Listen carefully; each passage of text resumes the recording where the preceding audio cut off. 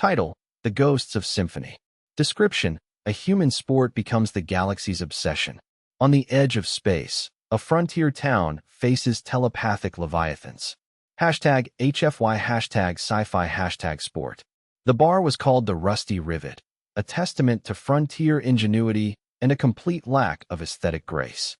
It smelled of stale synth ale, ozone from the welding booths out back, and the faint, metallic tang of blood. Cale wiped a rag over the scarred counter, his knuckles raw from a day of fixing atmospheric processors. He was a mechanic, a profession that carried as much weight here as any warrior. Outside, the perpetual twilight of Viridian's eye cast long, purple shadows across the dusty street. The town was a huddle of prefabricated modules clinging to a cliff face, overlooking the vast, churning ocean of the planet's single landmass. The ocean held the leviathans, the singers, and everyone in Viridian's eye knew their songs were more than just sound. They were thoughts, feelings, entire civilizations broadcast across the light years. They were beautiful, and they were terrifying. Cale had never heard one directly. The dampening fields on the colony ship had been thorough. But he saw the effect. The way the old-timers, the ones who'd been here since the first landing, would sometimes just stop. Their eyes would glaze over, a faint smile on their lips, lost in a melody that was only in their mind. It was a kind of possession, a gentle invasion. And it was why Cale played the game. The bar's main entertainment screen flickered to life, showing highlights from the latest galactic gridiron match. A human player, a brute named Goliath, had just plowed through 3 alien defenders, their crystalline bodies shattering on the impact. The crowd roared, a sound of pure, unadulterated bloodlust. Cale felt a thrill run through him. It was raw. It was real. It was human. It was the only thing that drowned out the ocean's silent song.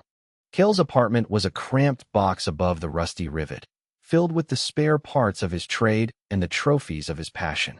His gridiron jersey, number 77, was pinned to the wall, a faded blue with a white stripe.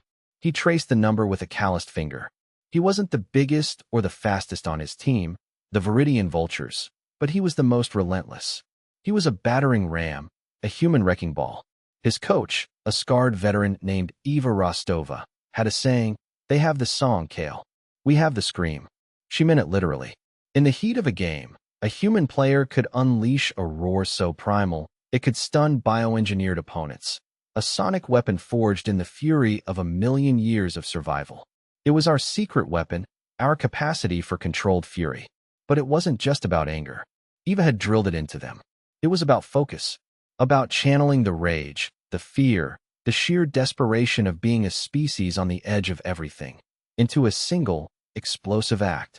The Vultures practiced on a makeshift field carved from the rock, overlooking the churning sea. One afternoon, during a drill, Cale saw it happen. A young rookie, Jax, missed a tackle and stumbled too close to the cliff's edge. The ocean below seemed to shimmer. Jax froze, his eyes wide, a look of serene bliss on his face. He was listening. Cale roared, a sound that ripped through the air and slapped Jax hard across the face. The kid snapped out of it, dazed and angry. What the hell was that for? Cale just pointed to the edge. The ocean doesn't care if you're happy, kid. It'll eat you anyway. That night, Cale dreamed of the song. Not the gentle, lulling melody the others described. This one was a deep, resonant hum that vibrated in his bones, a feeling of immense, ancient loneliness. It woke him in a cold sweat, his heart pounding. The singers had noticed the game. They didn't communicate in words, but in concepts, and the concept of gridiron was alien and fascinating to them. It was a structured, violent dance. A ritual of dominance played out with a brutal clarity that their own sprawling, telepathic society lacked. Their interest manifested as a challenge. A delegation of the colony's overseers, humans, and a single, shimmering aquatic representative named Lyriel arrived at the Rusty Rivet. Lyriel's form was a shifting mass of iridescent scales, contained in a shimmering force field of water. Its voice, when it spoke, was a chorus of whispers in everyone's mind. Asterisk, we have observed your sport. It is inefficient. Chaotic. We offer a superior alternative. Asterisk, the screen flickered, showing a simulation. It was a game of perfect harmony. Teams of bioengineered creatures moved in flawless, synchronized patterns, their actions a single, beautiful thought. No collisions, no violence. Just pure, cooperative elegance. The human overseers were captivated, nodding along to the silent song Lyriel projected. Kale felt a chill. It was wrong. It was sterile. Where's the passion? He asked, his voice cutting through the mental symphony. Lyriel's focus shifted to him. Passion is a liability. It creates errors. Our game is about unity. Your game is about breaking things. The overseers turned to Kale. Rostova's team has been disruptive, one said. This could be a unifying event for the colony. Kale looked at Eva, who stood silently, her face a mask of stone. He saw the fear in her eyes. They were being sold out. The ocean was offering them peace, and in exchange, it wanted to take away their soul. The Harmony Games began. The colonists flocked to the new, sterile stadium built on the coast. The vultures were barred from playing, deemed too aggressive, too uncivilized. Kale and his teammates watched from the shadows, a forgotten relic. The singer's game was everything Lyriel had promised. It was beautiful, it was efficient, and it was soul-crushingly boring. The players moved with the eerie grace of puppets, their faces blank, their thoughts a quiet hum of collective purpose. The crowd, initially enthralled, began to grow restless. They wanted the roar, the crunch of impact, the raw, unfiltered emotion of the human game. They wanted to see a fight.